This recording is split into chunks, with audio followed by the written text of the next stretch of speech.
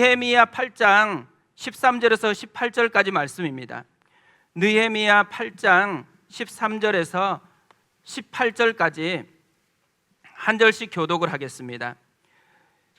그 이튿날 뭇 백성의 족장들과 제사장들과 레위 사람들이 율법의 말씀을 밝히 알고자 하여 학사 에스라에게 모여서 율법에 기록된 바를 본즉 여호와께서 모세를 통하여 명령하시기를 이스라엘 자손은 일곱째 달 절기에 초막에서 거할지니라 하였고, 또 일러스되 모든 성읍과 예루살렘에 공포하여 이르기를 너희는 산에 가서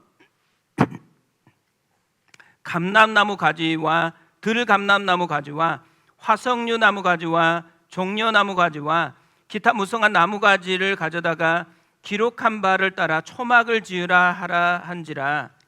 백성이 이에 나가서 나뭇가지를 가져다가 혹은 지붕 위에 혹은 뜰 안에 혹은 하나님의 전뜰에 혹은 숨은 광장에 혹은 에브라임 문 광장에 초막을 짓되, 사로잡혔다가 돌아온 회중이 다 초막을 짓고 그 안에서 거하니 눈의 아들 여호수아 때로부터 그날까지 이스라엘 자손이 이같이 행한 일이 없었으므로 이에 크게 기뻐하며, 에스라는 첫날부터 끝날까지 날마다 하나님의 율법책을 낭독하고 우리가 이레 동안 절기를 지키고 여덟째 날에 규례를 따라 성회를 열었느니라. 아멘. 오늘은 나는 일어섭니다 라는 제목으로 하나님의 말씀을 살펴보겠습니다.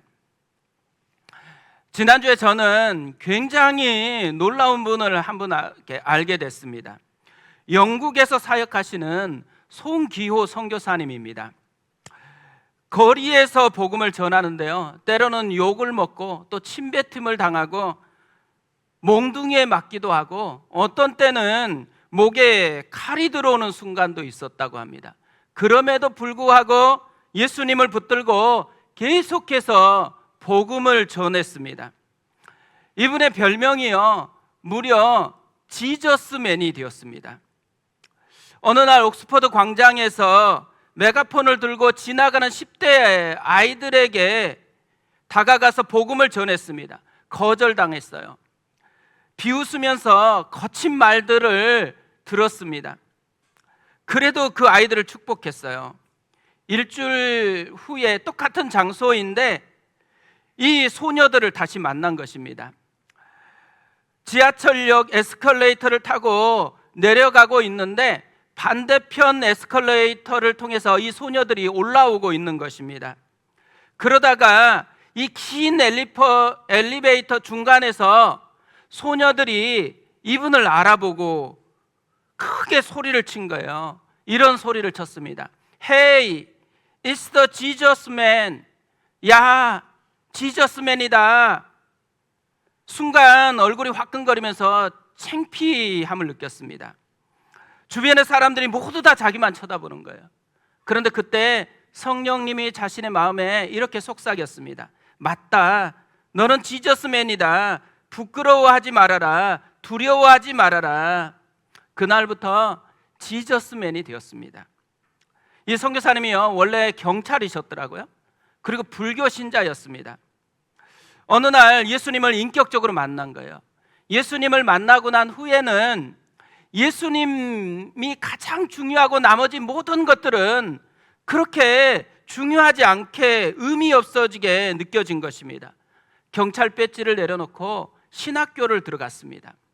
신학교에서 공부하던 어느 날 토마스 선교사에 대한 책을 보게 되었습니다. 1866년 미국 상선 셔먼호를 타고 조선으로 왔었던 최초의 선교사였습니다.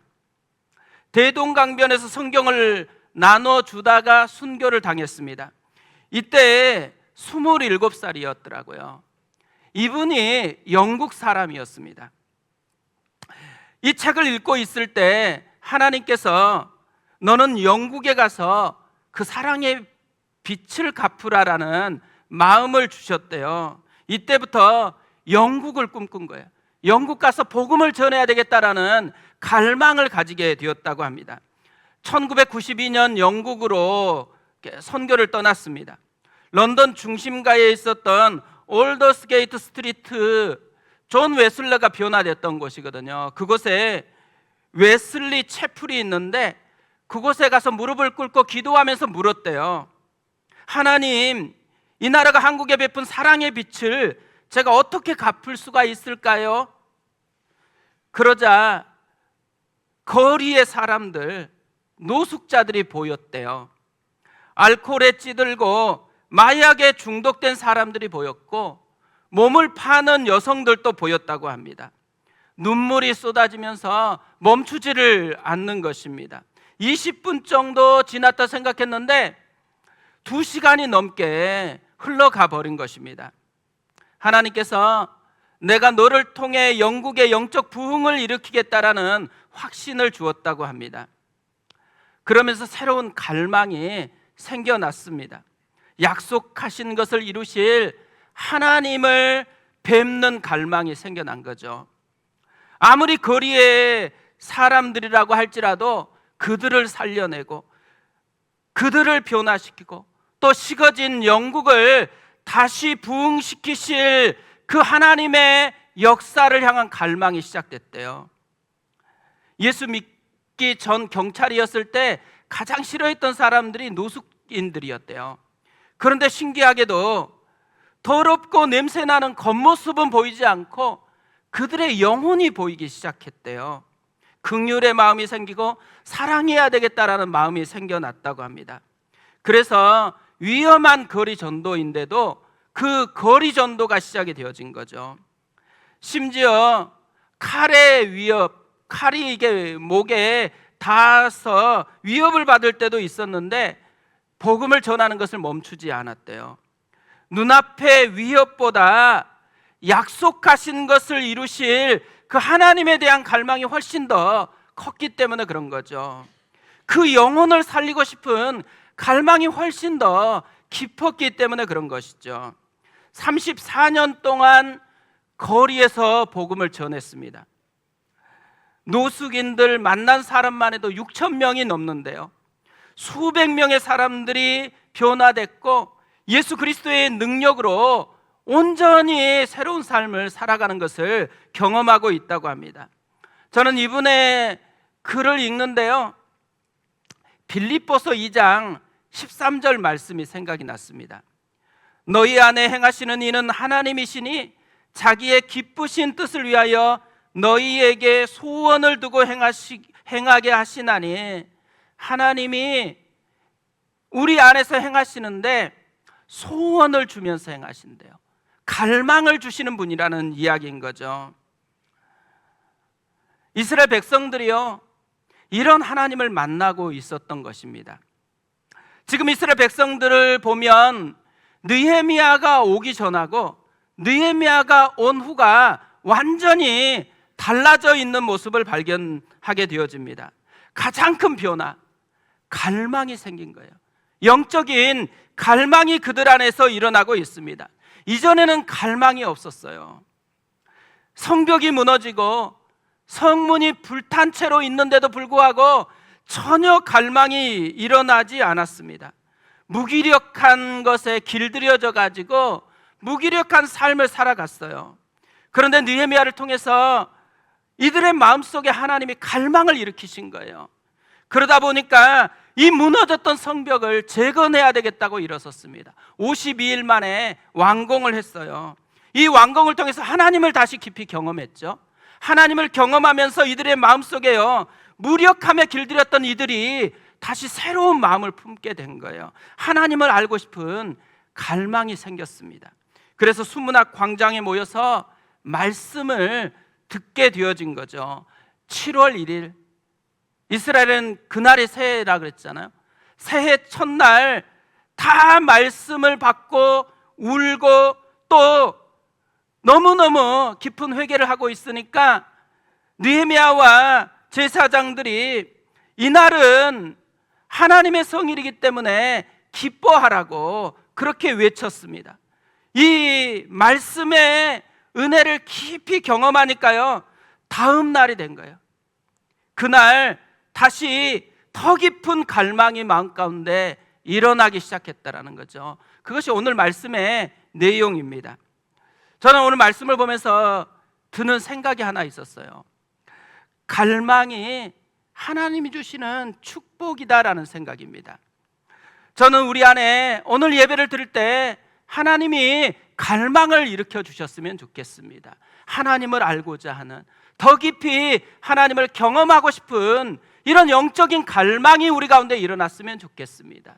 그런 의미에서 오늘은 좀 어색할 수 있지만요, 옆에 있는 분들 좀 축복했으면 좋겠어요.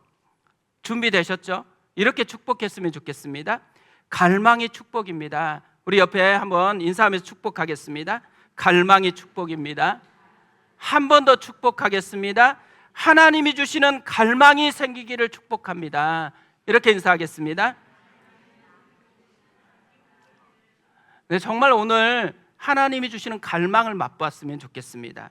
오늘 말씀을 보면요, 하나님이 이스라엘 백성에게 일으키는 갈망이 있는데 두 가지를 소개하고 있습니다. 첫 번째로는 말씀을 밝히 알고 싶은 갈망입니다. 13절에 이렇게 되어 있습니다.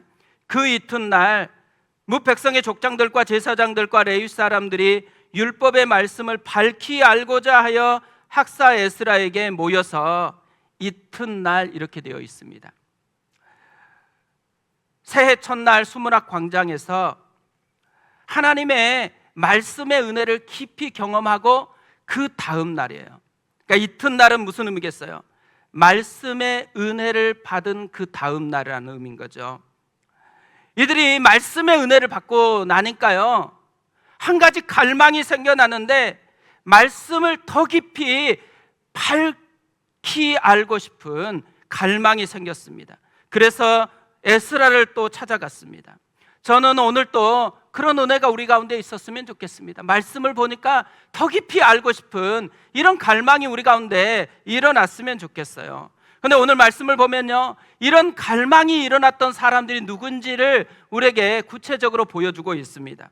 뭇 백성의 족장들과 제사장들과 레위 사람이라고 되어 있습니다. 먼저 족장들이에요. 족장은 어떤 사람들이에요? 말 그대로 가정의 지도자들입니다.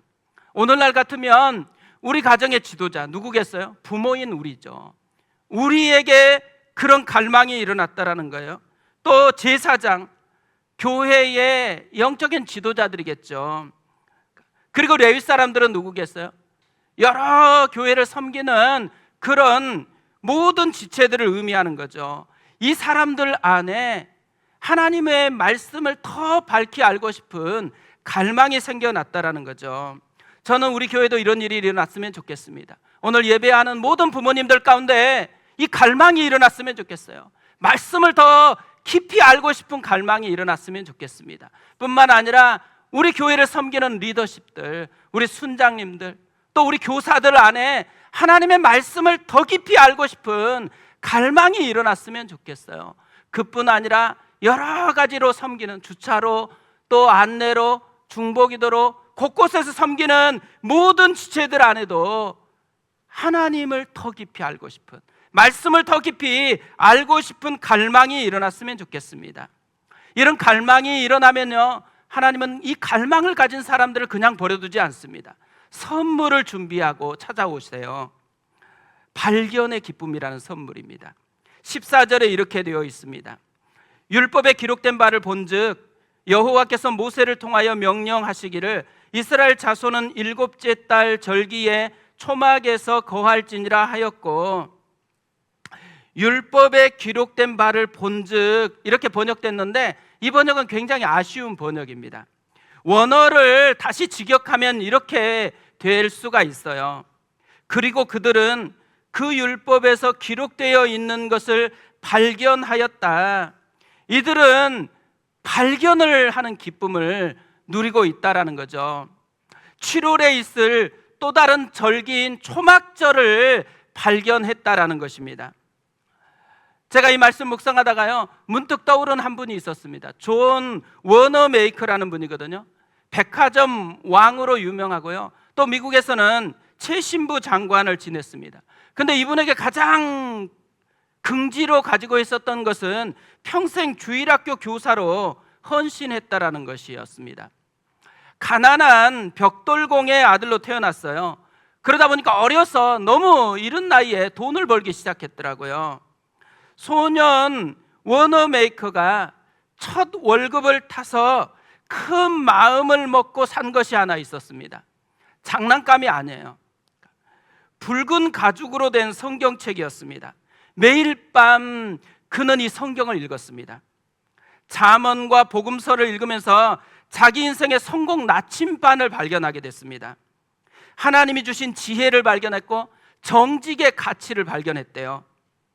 또 내 길을 여호와께 맡기라라는 이 약속의 말씀을 마음에 새겼다고 합니다. 훗날 한 기자가 당신 평생 투자한 것 중에 가장 성공적인 투자가 뭡니까? 물었어요. 주저없이 이렇게 대답했대요. 내가 11살 때 $2 75센트를 주고 산 성경책입니다. 그 성경이 나에게 하나님을 가르쳐 주었고 내 인생의 모든 복을 받게 만들었습니다. 저는 이 워너메이커를 보면서요, 우리 교회에서 자란 아이들, 우리 아이들이 워너메이커처럼 성장했으면 좋겠다는 생각이 들었습니다. 하나님의 말씀 속에서 우리의 삶을 이끌어 가시는 하나님을 발견하는 거죠. 우리를 어떻게 하면 부유하게 하시는 그 하나님의 길을 발견하는 아이들로 자라났으면 좋겠습니다. 이 아이들이 이렇게 자라나려면요, 부모인 우리가 이 은혜를 누려야 되는 거죠. 우리도 워너메이커처럼 말씀 속에서 우리의 문제를 뛰어넘을 수 있는 성공의 비결, 하나님의 능력을 경험하는 이런 비결들을 발견해서 그 은혜를 우리가 누렸으면 좋겠습니다. 그래서 우리도 말씀을 더 깊이 알고자 하는 갈망이 생기고 그 말씀을 깊이 보게 되어지니까 그 속에서 발견하는 하나님의 놀라운 은혜, 이것이 우리의 삶에 계속 풍성하게 일어났으면 좋겠습니다. 또 하나요, 하나님이 일으키시는 갈망을 보니까 말씀대로 살고자 하는 갈망이더라고요. 말씀에서 초막절을 발견하자마자 말씀대로 초막절을 지키기 시작합니다. 16절에 이렇게 되어 있습니다. 백성이 이에 나가서 나뭇가지를 가져다가 혹은 지붕 위에 혹은 뜰 안에 혹은 하나님의 전 뜰에 혹은 숨은 광장에 혹은 에브라임 문 광장에 초막을 짓되 이에 나가서, 이에의 은혜가 있었다라는 거죠. 누가 이에에 반응해서 나가요? 모든 백성이더라고요. 밝히 알고자 에스라를 찾아왔었던 사람들은 지도자 그룹들이었습니다. 그런데 말씀대로 순종하려고 하는 사람들은 모든 백성이라는 이야기인 거죠. 발견은 어떤 사람만 해도요, 순종은 모두가 해야 됐다라는 거예요. 왜 그렇게 했을까요? 모든 사람이 순종이 만든 은혜를 맛보기를 원했던 것이죠. 이스라엘 백성들은요, 이렇게 말씀을 그대로 반응하는 것을 통해서 깊은 은혜를 맛보게 되어지는데, 이때 주신 하나님의 선물이 있었던 거예요. 큰 기쁨이었습니다. 17절에 이렇게 되어 있습니다. 사로잡혔다가 돌아온 회중이 다 초막을 짓고 그 안에 거하니 눈의 아들 여호수아 때로부터 그날까지 이스라엘 자손이 이같이 행한 일이 없었으므로 이에 크게 기뻐하며, 그러니까 진짜 기쁨은 아는 것이 아니라 사는 것에서 나온다라는 거죠. 말씀을 발견할 때도 물론 기뻤을 거예요. 그런데 이 말씀대로 해보니까요, 말씀이 만드는 그 영향력을 고스란히 몸으로 경험하면서 큰 기쁨을 누리고 있다라는 거죠. 저는 이거 보니까요, 정주영 회장이 했던 유명한 말이 생각나더라고요. 해보기는 했어? 해보기나 했어? 이것이 지금의 현대를 만들었다 그러잖아요. 시도하는 것, 말씀대로 살아보는 것이 그 말씀대로 사는 것으로 말미암은 영향력을 만들어낸다라는 거죠. 순종하면 순종이 만드는 영향력을 맛보게 되어진다라는 거죠. 그런데 이들이요, 이렇게 순종하면서 크게 기뻐했대요. 왜 이렇게 크게 기뻐했을까요?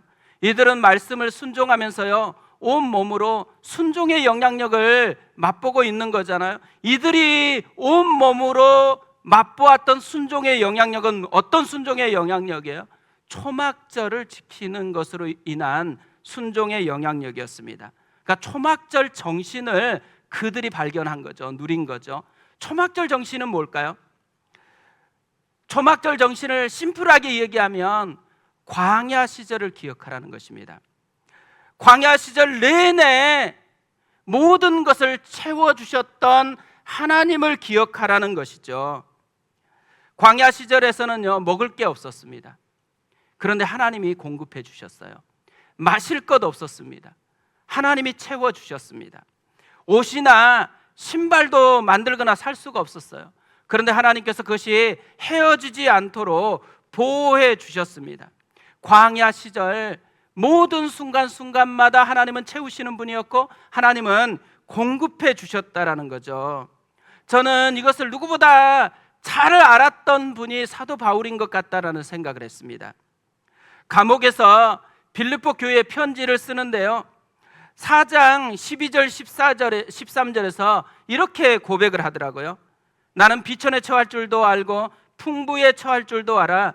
모든 일, 곧 배부름과 배고픔과 풍부와 궁핍에도 처할 줄 아는 일체의 비결을 배웠노라. 내게 능력 주시는 자 안에서 내가 모든 것을 할 수 있느니라. 감옥 아닌데도 이렇게 놀라운 고백을 한 거예요. 이 비결이 어디에 있을까요? 19절에 이 비결에 대한 답을 하고 있더라고요. 나의 하나님이 그리스도 예수 안에서 영광 가운데 그 풍성한 대로 너희 모든 쓸 것을 채우시리라. 모든 것을 채우시는 하나님을 보고 있는 거죠. 모든 것을 공급하시는 하나님을 믿고 있기 때문이라는 것입니다. 이것이 초막절의 정신이었다라는 거죠.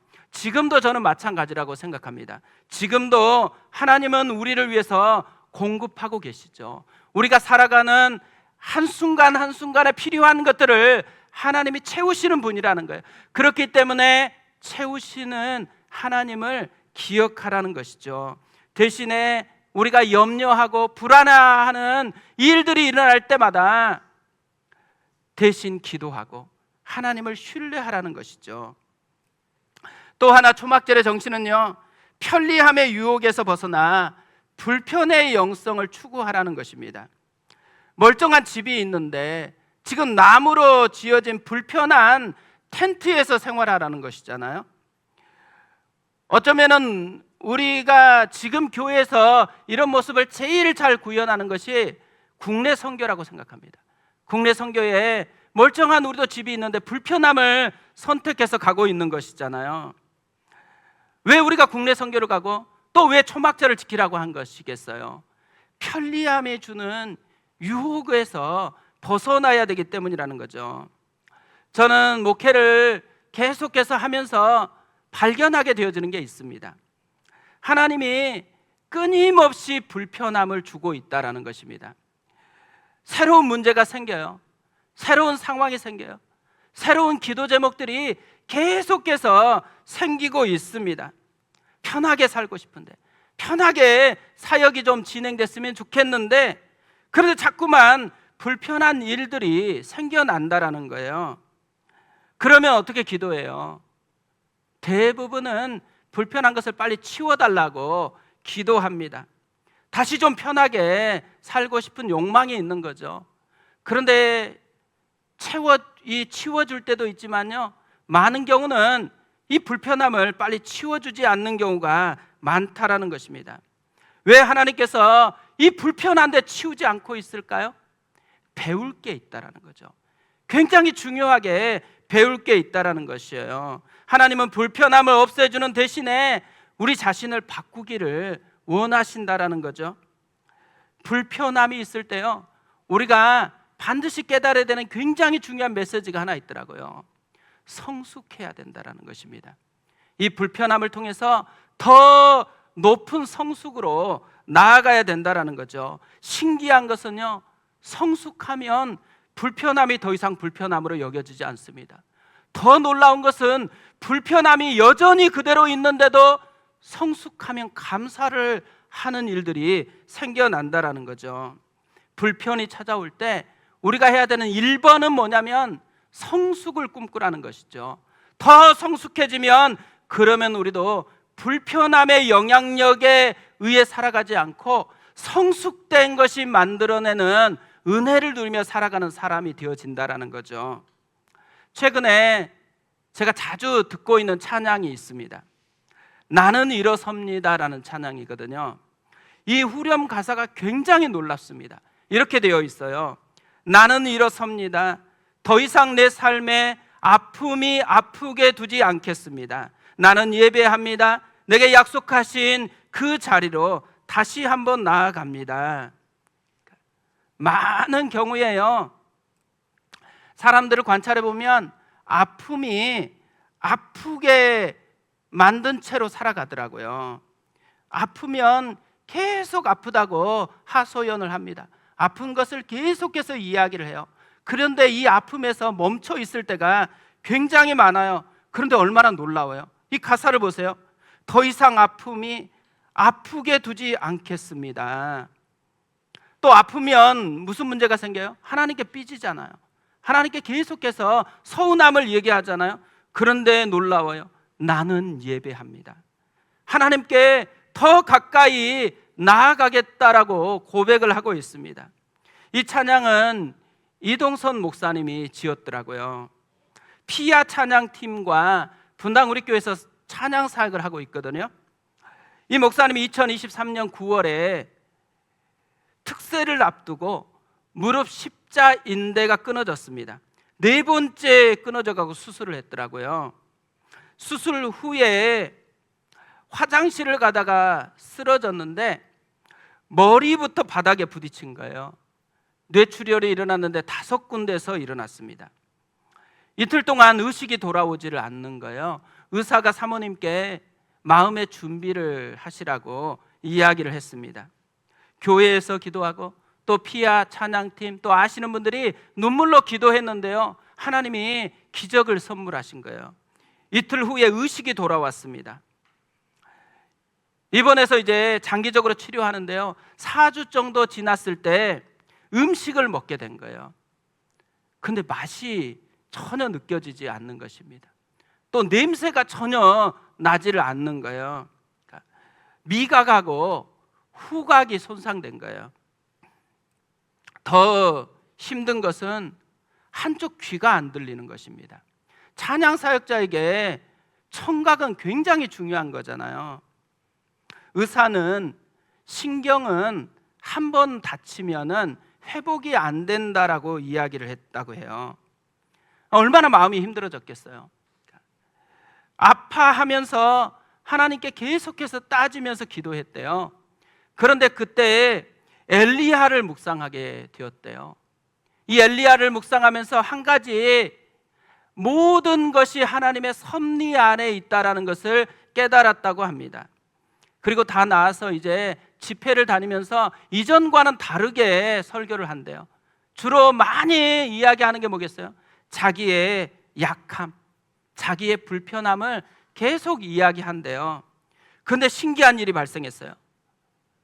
자기의 아픔을 이야기했는데 사람들이 집회만 끝나면 자기 아픈 사연들을 계속해서 알려주고 있다는 것입니다. 한 청년은 희귀암이 이렇게 발생했나 봐요. 그래서 얼마나 힘들었겠어요. 근데 이 집회에 참여했는데 이 목사님의 간증을 듣고 나서 자기 다시 살아보기로 했다고, 그런 이야기를 해왔다고 합니다. 그러니까 불편함이요, 하나님의 놀라운 통로로 쓰임받는 것을 경험하고 있는 거예요. 연약함, 우리는 빨리 치우고 싶은데요, 하나님은 놀랍게도 우리의 아픔, 우리의 불편함, 우리의 연약함을 하나님의 놀라운 통로로 사용하고 있다라는 것이죠. 그래서 이분이 그 경험을 담아서 이 찬양을 지은 거예요. 이렇게 고백하는 찬양이잖아요. 나는 일어섭니다. 더 이상 내 삶에 아픔이 아프게 두지 않겠습니다. 나는 예배합니다. 내게 약속하신 그 자리로 다시 한번 나아갑니다. 이분이요, 왜 이 찬양을 지었냐? 갈망이 생긴 거예요. 불편함 속에 살아가고 아픔 속에서 아픔으로 살아가는 그 사람들에게 자기 같은 은혜를 좀 누리고 싶어 하는 갈망이 생긴 거죠. 여전히 우리 곁에는 불편함 속에 허덕이고 있는 사람들이 많습니다. 아픔이 해소가 안 돼가지고 아픔 속에서 계속 머물러 있는 지체들이 참 많이 있어요. 그런데 이 아픔에서 끝마치지 말고 한 발자국 더 나가서 아픔이 되지 않고 아픔이 하나님의 은혜를 경험하는 통로가 되어질 수 있도록, 아픔을 넘어서서 우리를, 이 아픔이라는 우리의 불편함을 사용하시는 하나님의 놀라운 역사를 발견하는 자로 나아가는 것, 이것을 갈망하면서 이 찬양을 지었다라는 거죠. 저는 오늘 우리가 예배하는데요, 우리의 예배하는 우리 안에 하나님이 정말 갈망을 심어줬으면 좋겠습니다. 하나님을 알고자 하는, 또 우리 가운데 때로는 불편함이 있고 때로는 연약함이 있지만 그 연약함 속에서도 함께 하시면서 공급하시면서 우리를 채우시고 인도하시는 이 초막절 정신을 회복하는 그런 은혜가 우리 가운데 풍성하게 임하였으면 좋겠습니다. 우리 그 마음을 가지고 찬양하고 기도하겠습니다. 오늘 찬양은 나는 일어섭니다라는 찬양입니다. 오늘은 후렴부터 같이 찬양했으면 좋겠습니다.